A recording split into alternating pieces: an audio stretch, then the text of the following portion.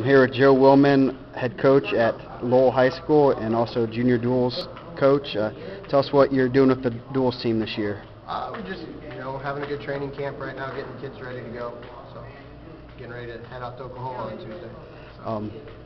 How's your first year as a head coach this year? How'd that go, and did it go as expected? It was pretty lucky to have a lot of good kids on our team. I walked into a good situation, got a good feeder program built.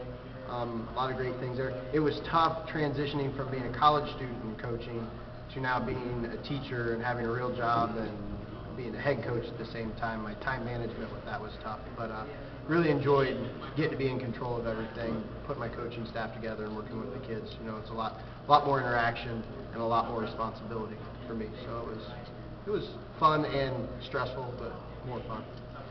What's the future hold for Lowell wrestling? We're working pretty hard to try to win a team state title. That's what we're working for.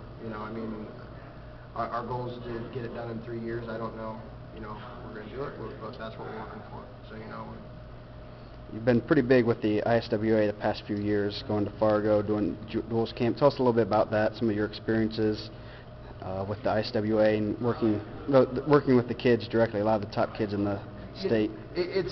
It helps when you get to be around these kids because, one, you learn from them and you learn how they interact on a daily basis with each other and how the top-level kids do in terms of how they feel at camp. How do they feel today? How do they get ready for competition? It's also nice getting to know all those kids in terms of when you go down to state tournament and you see them down there and knowing them. The best thing for me about all of this stuff is getting to know all the coaches around the state. It feels like pretty networked throughout the whole state. So it's nice to get to know those guys and build good relationships with them. You had to coach, ran into some good kids at Lowell this year, like Kurt Monix, Nate Cleveland, amongst others.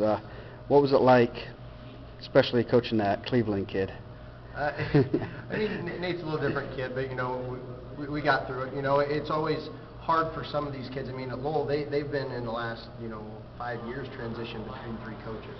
And when you've had 3 different people at the helm of a program, you get used to one thing, then all of a sudden it's changed, and then all of a sudden again it changes again. That can be hard on kids. You get into a system of things.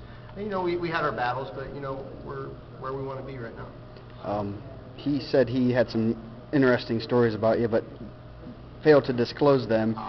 You gonna return the favor, or are you gonna actually tell maybe an embarrassing story about Nate? I think the only thing there isn't anything too embarrassing. I tried to throw a bench one day in practice, and it got me pretty fired up, and it was a lot heavier than what I thought it was, so it kind of just got pushed over instead of thrown across the room. I looked kind of dumb. So anything else you want to say about your experiences coaching this year, Lowell, Indiana wrestling?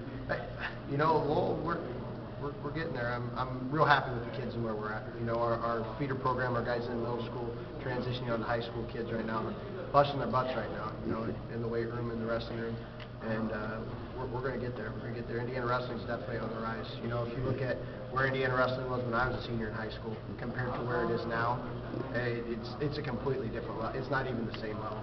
We're sending a lot more kids to Division I wrestling, and not only are we sending them to Division I wrestling, but they're having success when they get to Division I wrestling. So we're definitely on the rise. Okay, thank you very much.